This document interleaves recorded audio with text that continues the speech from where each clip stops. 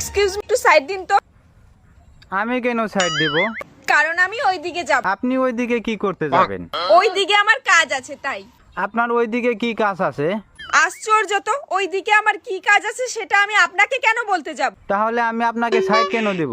কারণ আপনি রাস্তা ব্লক করে রাস্তার মাঝখানে দাঁড়িয়ে আছেন। আমি কেন রাস্তার মাঝখানে দাঁড়িয়ে আছি? ওহ, সেটা আমি কি জানি? আপনি জানেন না, তাহলে আমাকে সাইড দিতে কেন বললেন? হে ভগবান, কারণ আপনি রাস্তার মাঝখানে দাঁড়িয়ে আছেন। আপনি কি করে জানলেন যে আমি রাস্তার মাঝখানে দাঁড়িয়ে আছি? কারণ আমি আপনাকে নিজের চোখে দেখতে পাচ্ছি।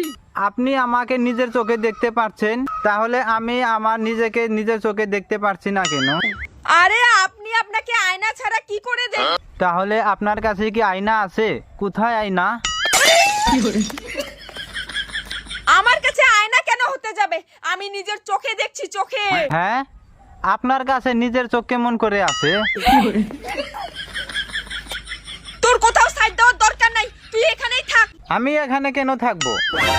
তা তুই যেখানে খুশি সেখানে যা। আমি যেখানে খুশি সেখানে কেন যাব?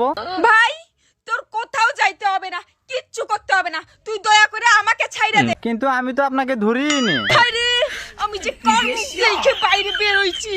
কেন নিজের মুখ দেখে? একদম ঠিক বলেছিস ভাই তুই। আমি বাড়ি যাই। বাড়ি কেন? আপনি তো এদিকে যাচ্ছেন। তাহলে সাইড দে ভাই, আমি ওদিকে যাই। আচ্ছা, আমি কেন সাইড দিব?